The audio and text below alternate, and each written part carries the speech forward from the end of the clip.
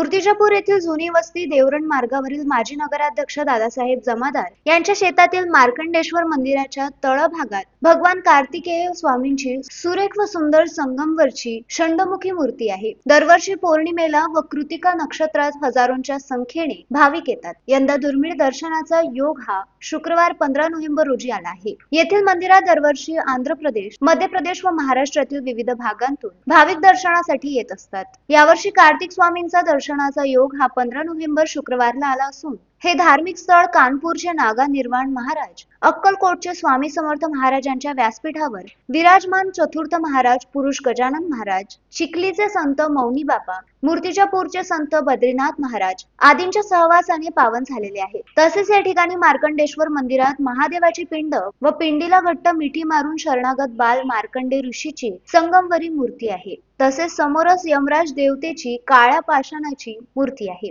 हा संपूर्ण परिसर निसर्ग व आध्यात्मिक लहरींनी भरलेला असून येथे बद्री बाबा महाराज, बलदेव महाराज, वैद महाराज आदी संतांची समाधी आहे। 15 नोव्हेंबर शुक्रवार रोजी भगवान कार्तिकेय दर्शनासाठी मुहूर्त आहे।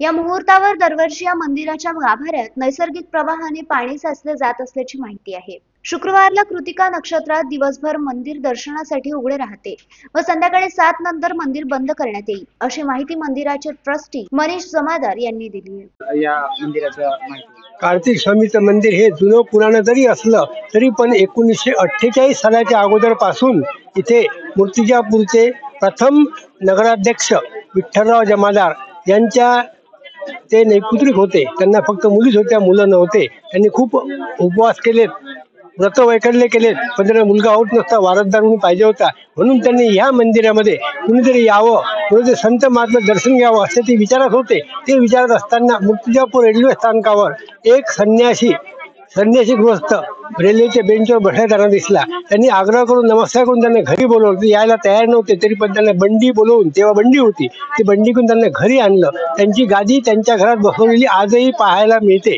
इथून जवळ 10 मिनिटाच्या अंतरावर त्यांचं घर आहे। त्या गादीवर ते जवळजवळ 1 ते 2 महिनेपर्यंत त्यांच्या सेवेत होते। सेवेत झाल्यानंतर त्यांनी फक्त एवढंच विचारलं की विठ्ठल तुला काय पाहिजे। त्यांनी सांगितलं की मला काहीच नको आहे, धनधान्य संपन्न मी आहे, भरपूर शेती माझ्याकडे आहे, पण माझ्या इष्टीला वारसदार म्हणून मला पुत्र हवा आहे। तरी मी लवकरच तुला पुत्र होईल। आणि त्या दर्शनाने, त्यांच्या आशीर्वादाने झालेले चिरंजीव म्हणजेच विठ्ठल जमादाराचे मोठे चिरंजीव, त्यांचं नाव आता लक्षात आता नाही आहे, पण मी सांगतो तुम्हाला थोड्या वेळाने।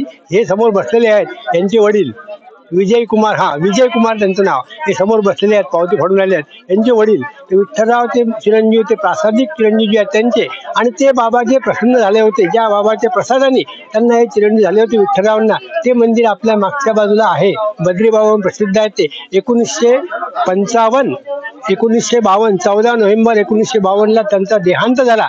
त्या दिवशी त्यांचं खाली लिहिलेलं आहे, ते बाबा ते आहेत। त्या बाबांच्या ठिकाणी, या ठिकाणी मागच्या बाजूला या मंदिर वर्षातून एकच वेळा उघडले जाते अशी ख्याती आहे।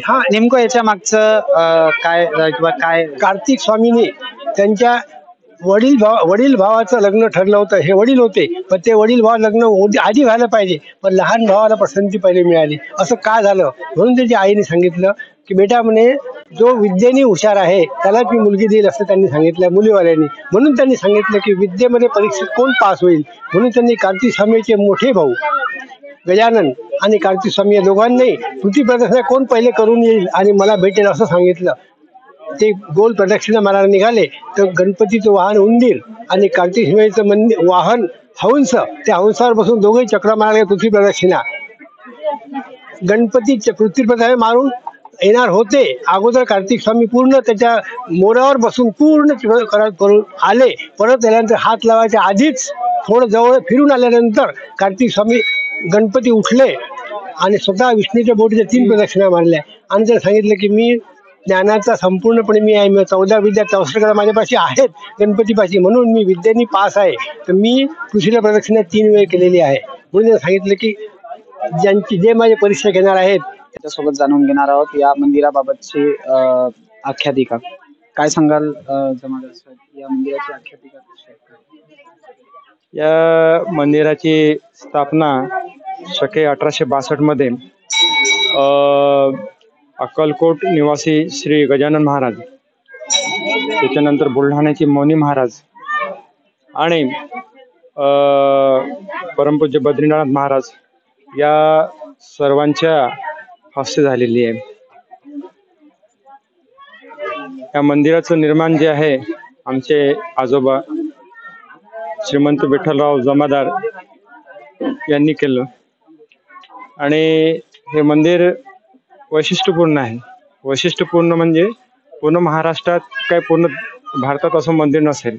इथं पूर्ण शिवपरिवार इथं एकत्र आहे. इथं आपल्याला वरच्या बाजूला मार्कंडेश्वरचं मंदिर आहे. इथं महादेव आणि महादेवांच्या पिंडीला आलिंगन देताना बाल मार्कंडे ऋषी आहेत.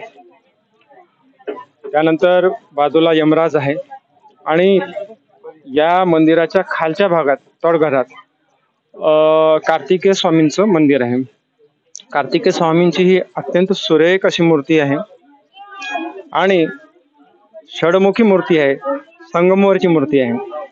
तळघरात 12 महिने पाणी साचलेलं असते आणि जे कार्तिक पौर्णिमा असते आणि कृतिका नक्षत्र असते त्यावेळेस हे दर्शनासाठी आम्ही उपलब्ध करून देतो. लोकांच्या पाणी काढावं लागते आणि त्यानंतर आम्ही दर्शनासाठी उपलब्ध करून देतो.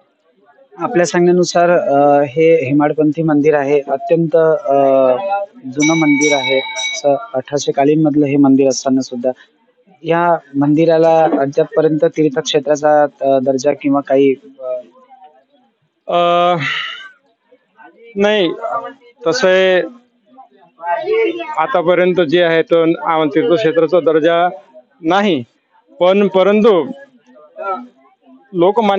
मान्यतेनुसार हे मंदिर जे आहे पूर्ण महाराष्ट्रात आपलं एक वैशिष्ट्यपूर्ण मंदिर आहे आणि त्यासाठी जे स्थानिक लोक आहेत आणि राजकीय पातळीवर ते आम्ही प्रयत्न करून राहिलो तीर्थक्षेत्राचा दर्जा भेटण्यासाठी आणि मला आशा आहे होईल. यापूर्वी आपण काही पाठपुरावा ते शासन दरबारी केलाय का मंदिराला तीर्थक्षेत्र दर्जा मिळावा, जेणेकरून मंदिराचा आणखीन मोठ्या प्रमाणात उद्धार होईल आणि या मंदिराची ख्याती जी आहे ती महाराष्ट्रातच नव्हे तर अख्ख्या जगाच्या पाठीवर उमटेल? आम्ही या अगोदर पाठपुरावा केला आहे, परंतु ते अद्यापपर्यंत झालेलं नाही, परंतु होईल ही खात्री आहे. Balasaheb Ganorkar, the sting operation news, Akola. The sting operation news, सत्याचे दुसरे नाव, अन्यायावर लेखणीचा घाव.